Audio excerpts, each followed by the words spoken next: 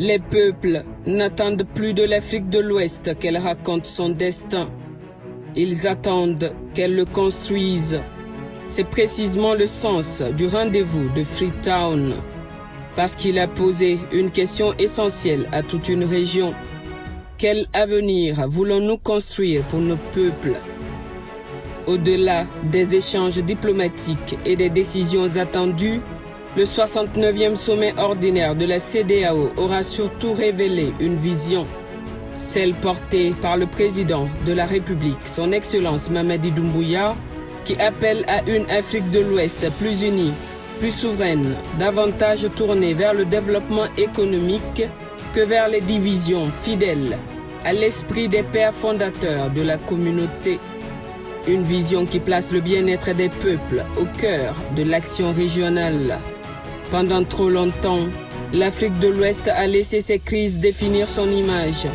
Tensions politiques, insécurité, sanctions, méfiance diplomatique, autant de fractures qui ont parfois éclipsé l'immense potentiel d'une région pourtant riche de plus de 400 millions d'habitants, d'une jeunesse créative, de ressources abondantes et d'une histoire commune que les frontières héritées de la colonisation n'ont jamais réussi à effacer.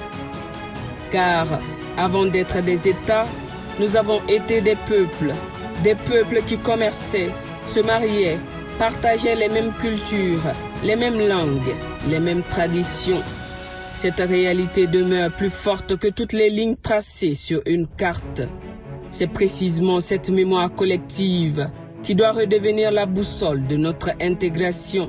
C'est cette conviction que le président Mamadi Doumbouya a défendue à Freetown. Une CEDEAO qui rassemble plutôt qu'elle ne divise, qui privilégie le dialogue à la rupture et qui replace le développement au centre de son action.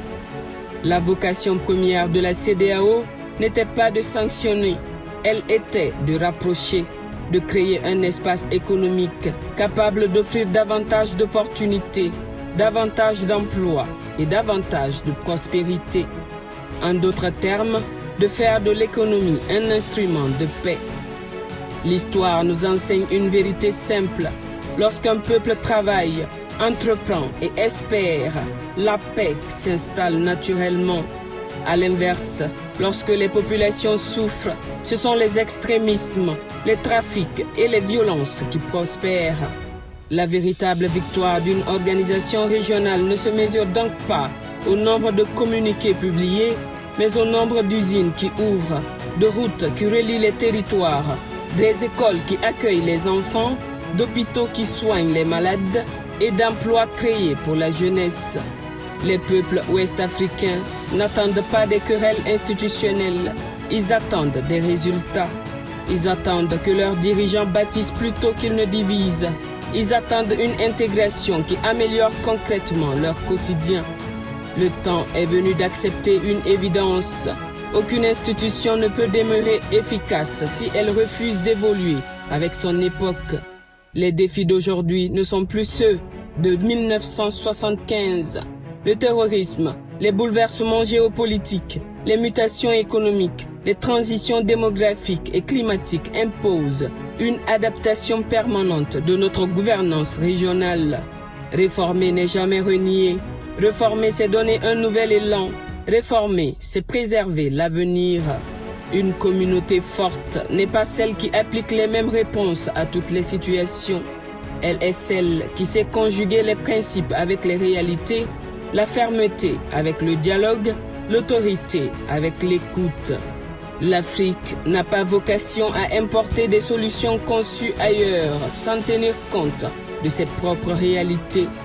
Elle doit produire ses propres réponses, inspirées de son histoire, de ses valeurs et des aspirations de ses peuples.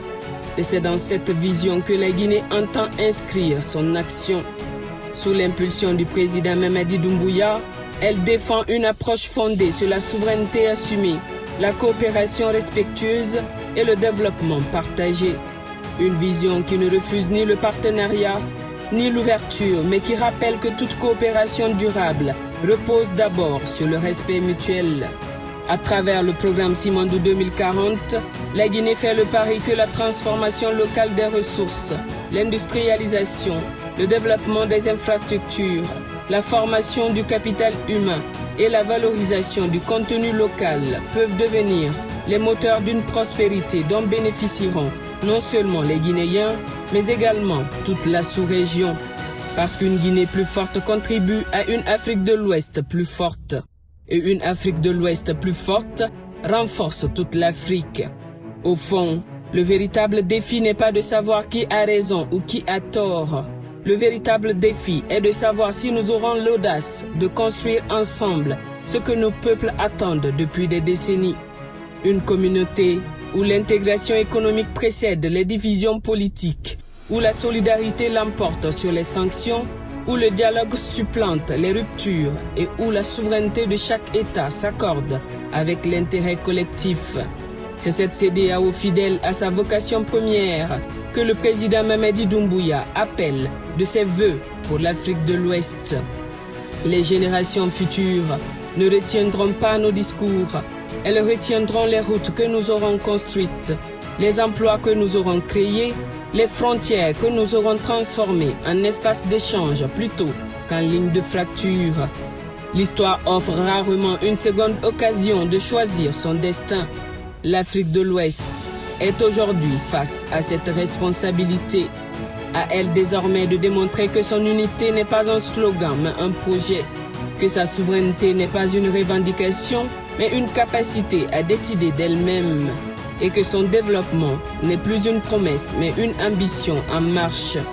C'est cette ambition, portée avec constance par le président Mamadi Doumbouya lors du sommet de Freetown, qui invite aujourd'hui l'Afrique de l'Ouest à renouer avec l'esprit de solidarité, de prospérité et de fraternité qui a présidé à la création de la CEDEAO.